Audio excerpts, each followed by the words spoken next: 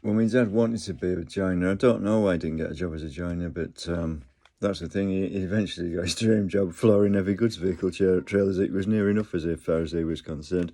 He used to say it was the best paid place in town, but he said tradesmen went there, but no, they didn't.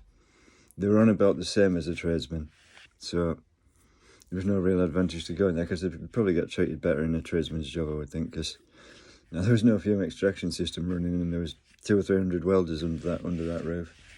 So it wasn't. They wouldn't be allowed to do that in a proper, like a building firm or something like that. They just wouldn't do that because they wouldn't get away with it. I mean, they didn't like it at that factory when female factory inspectors came around because they couldn't give a backhander or whatever. They didn't like that at all. They used to moan a bucketful about that, but it's just more honest. But I mean, I never actually saw any factory inspectors, but it was a foreign-owned company, so I don't know. But yeah, he was happy with that job because it was about a tradesman's wage. The conditions wouldn't really be accepted anywhere else, but he was happy with that. It was better than stacking 16 stone sacks, which he used to do when he was 14, he claims. And well, going by his voice, I'd say he was telling the truth, but I don't know. There's times when my uncle, towards the end of his life, just didn't seem like my uncle, and a World War II soldier wouldn't have a nose job. And some of the things Dad said, it sounded more like something from a comedy than actually from what my dad would say. I don't know, but I suppose he'd retired and he'd watch comedy, so possibly, I don't know. But now my uncle, there was something funny there, something fishy there, there was something not right there, and she's cousin or his sister, I should know, but I don't. No, she was an escaped mental patient from one of the institutions from about 1955. She was still on the run.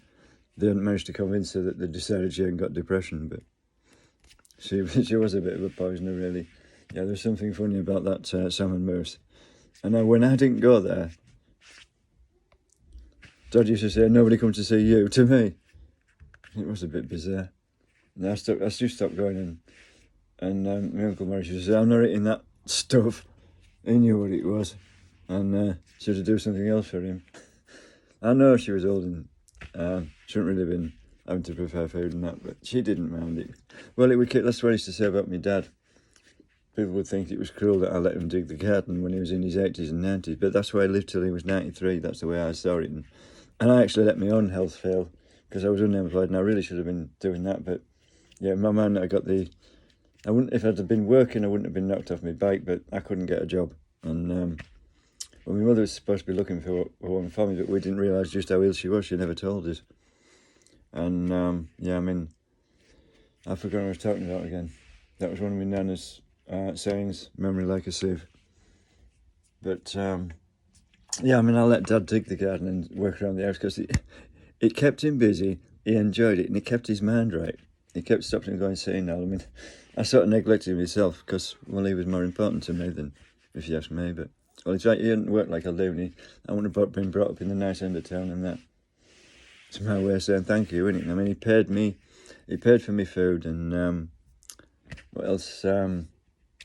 He paid me council tax, but it's like people said to me, he won't mind because, you're his son, and he wasn't responsible for my accident, but I don't know.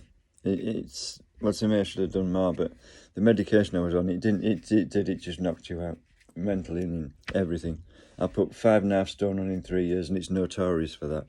And a psychiatric nurse said to me, and it was the last hospital I was in, do you like the stuff you're on now? I said, yeah.